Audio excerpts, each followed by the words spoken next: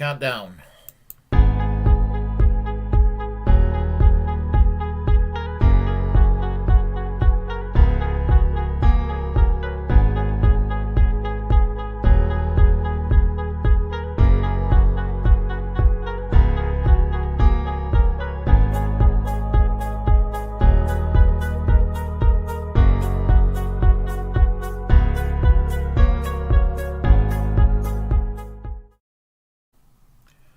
Hi, good day to you all. I had a lot of stuff going on yesterday, and which is why I didn't get to discuss Eugene Victor Debs, of all times to be discussing Eugene Victor Debs. And I'm surprised that I am actually making a video right now because I had a very stressful evening last night too. But we would be remiss if we didn't talk about Eugene Victor Debs. So that's what I'm about to do. And yesterday was his birthday, the late Eugene Debs. He was born November 5th, 1855, and he lived to the year 1926. He died October 20th, 1996. Eugene Victor Debs was born in Terre Haute, Indiana, to a Huguenot family, and he grew up in the trade union movement, eventually joining the American Railway Union, and he got his first rise to fame as a result of the Pullman strike, which lasted from May the 11th, 1894 to July 20th, 1894, which resulted in 30 deaths because the U.S. Government came in to break the strike, and Debs was, charged with the property damage that was the result of the strike, along with the deaths of the strikers. And he was sentenced, I believe, 3 months in prison in Woodstock, Illinois. And while he was not a socialist yet, he won the admirations of a lot of the American radicals at that time, and people from the Socialist Labor Party, which preceded the old Socialist Party of America, in many ways, unofficially. I mean, it was the first real socialist party in this country. People like Victor Berger came to visit Debs and convince him to become a socialist. Now, for those who do not know who Victor Berger was the first socialist to be elected to Congress in the year 1910, and he served on and off from 1910 to 1929, and he suffered a similar fate of Eugene Debs during World War One, whereby I will get to in a minute. And I'm sorry I'm lighting up right now. I quit years ago, but I had a stressful night, and whenever I'm stressed out, I smoke. So, I'm sorry.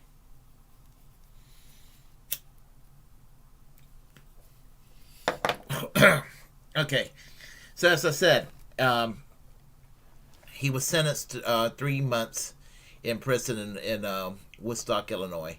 After leaving prison, around the year 1898, the Social Democratic Party of America was founded, which was the true predecessor to the old Socialist Party of America, which exists in the year 2021 as Social Democrats USA, Democratic Socialists of America, the Socialist Party USA, and a newly reformed Socialist Party of America.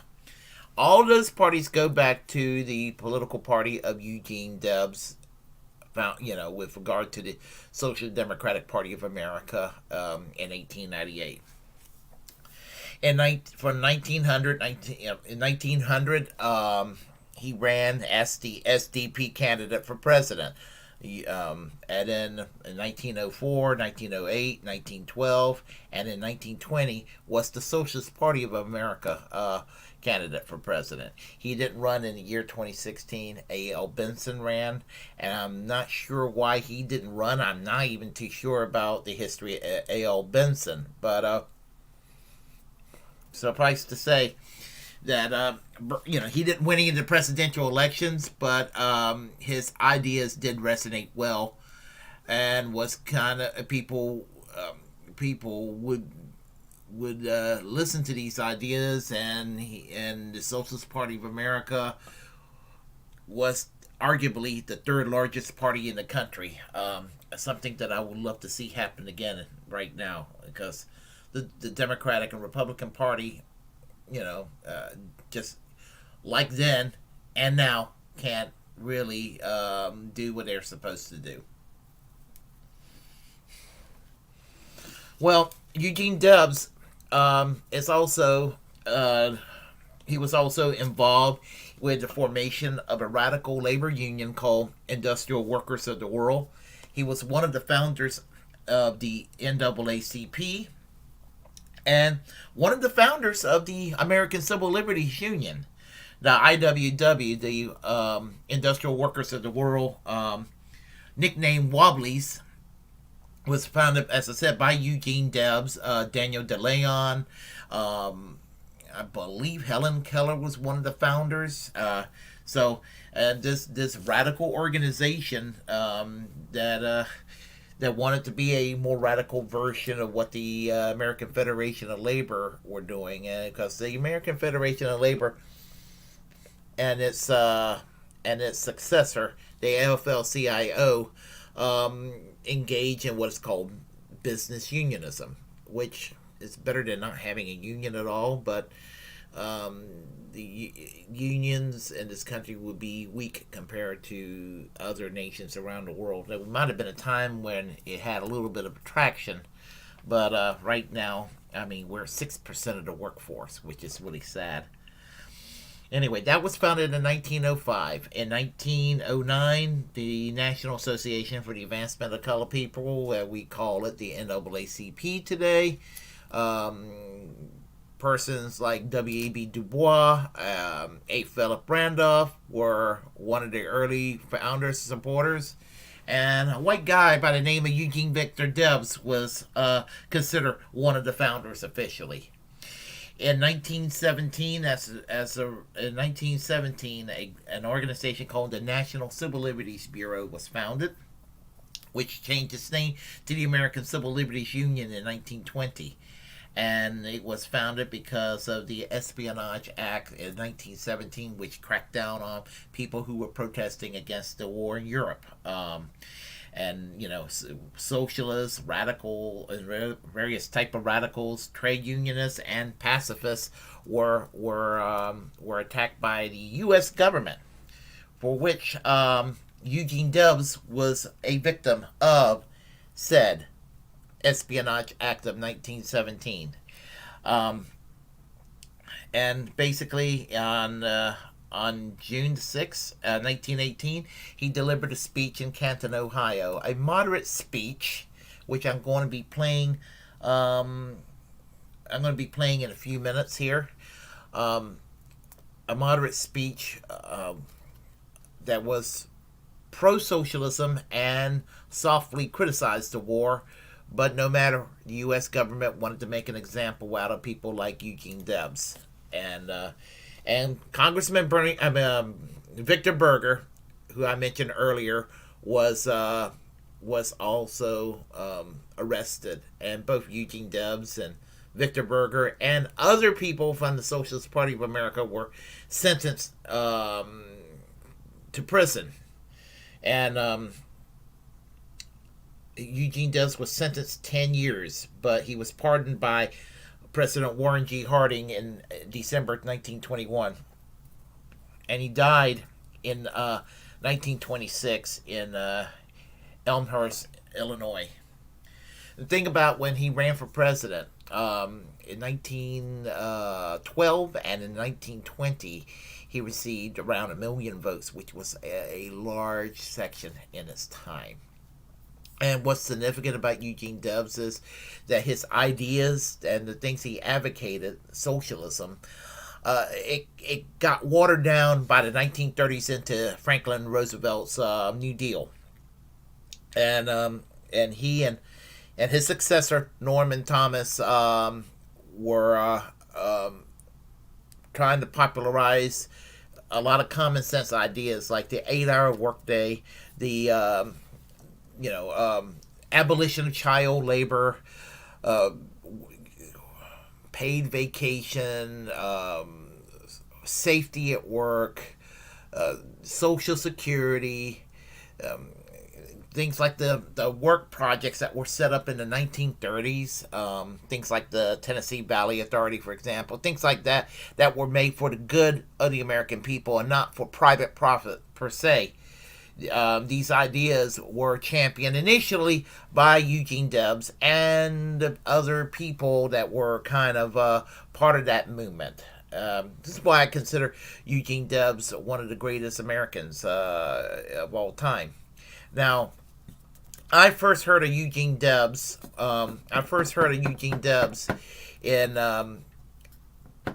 In a class called American History since 1877, when I was at East Carolina University. And thing about it is that it's like, why didn't they talk about this in high school? And even in a history class, he was almost a footnote.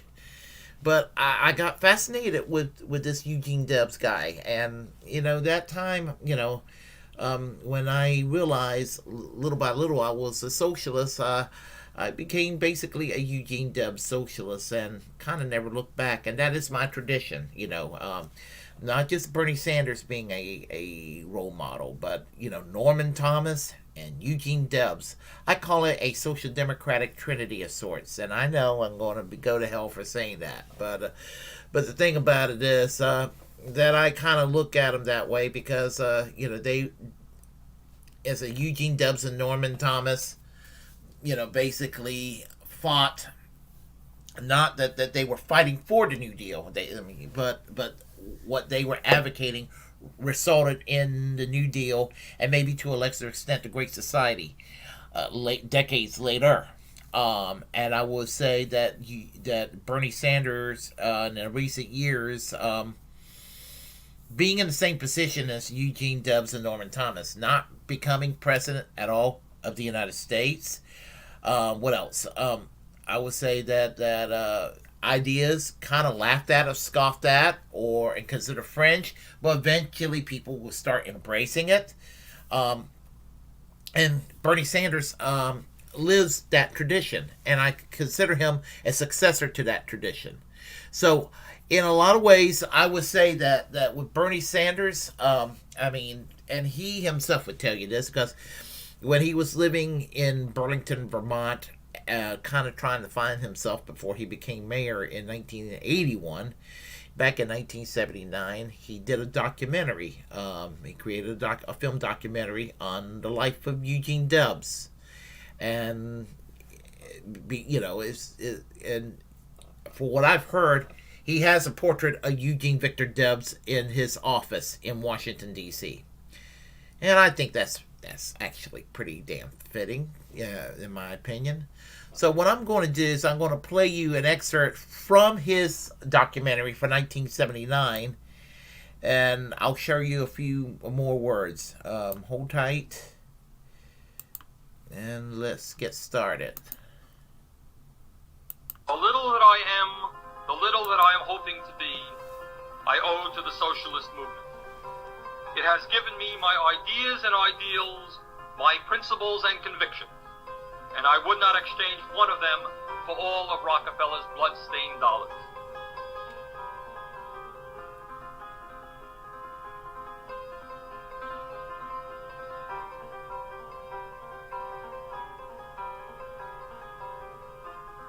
It has taught me how to serve, a lesson to me of priceless value. It has taught me the ecstasy in the handclasp of a comrade. It has enabled me to hold high communion with you, and made it possible for me to take my place side by side with you in the great struggle for the better day.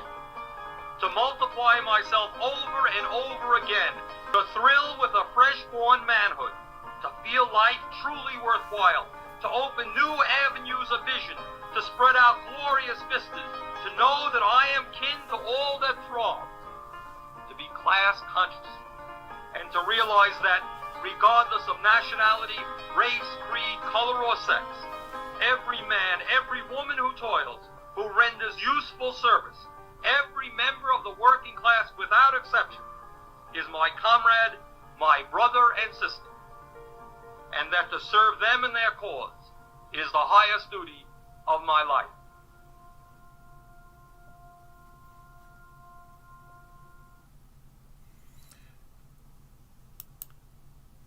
Okay.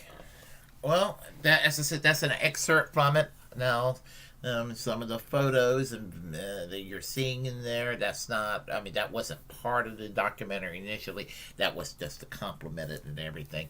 But as I said, I consider Eugene Debs as one of the most important people of the late 19th and early 20th century. And I wish that we would have more people like that, and grateful that Bernie Sanders started a movement, and hopefully starting this movement back in 2015, 2016, that time period, that those momentums will not be lost. I don't plan to lose the momentum. I'm discouraged sometimes, especially with the $1.3 trillion that they settled on in Congress over this infrastructure bill that from my understanding, not really beneficial to the American people, but end up, benefiting corporate special interests because of assholes like Joe Manchin and Kirsten Sinema. But anyway, I don't want to keep talking about the same old thing with regard to Kirsten Sinema and Joe Manchin. There'll be another day I can do that. Thank you very much. So anyhow, I want to conclude by saying that if you like what you heard, press like and comment. If you disagree, well, comment anyway. We'll have a conversation. As a First Amendment absolutist, it's my duty to inform you to create your own platform and utilize it, because we are the muckrakers of our time. Feel free to share the content on this channel, and most importantly, I mean, you don't really have to, but I would appreciate it if you could go ahead and subscribe and hit that notification bell, and so you kept up to date with hard-hitting social democratic commentary by yours truly. I am, in fact, American Social Democracy, and I am going to conclude with a little musical interlude, and enjoy. Yeah, all right. Here we go.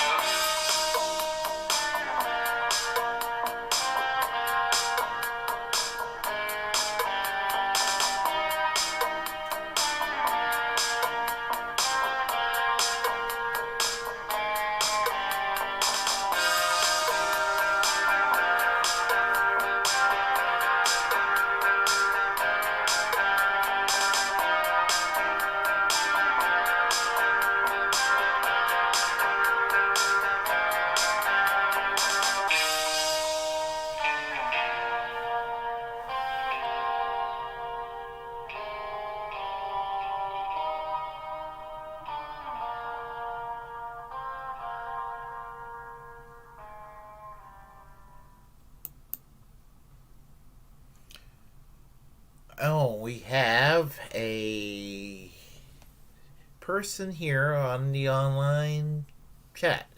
Hey, Les Bones, how are you today? Happy birthday to Eugene Debs. Happy Eugene Victor Debs Day. Actually, yesterday. I just decided to do it today. And I hope you're doing well. And I need to see. I'm good, thank you.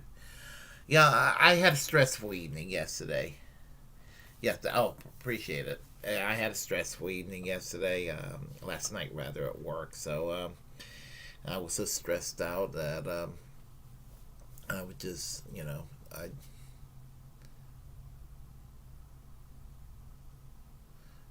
Oh yeah. It's a pretty good stream. Anything dealing with Eugene Debs is going to be a good stream. But anyway, I will probably sign off very shortly because I have to go to sleep very soon.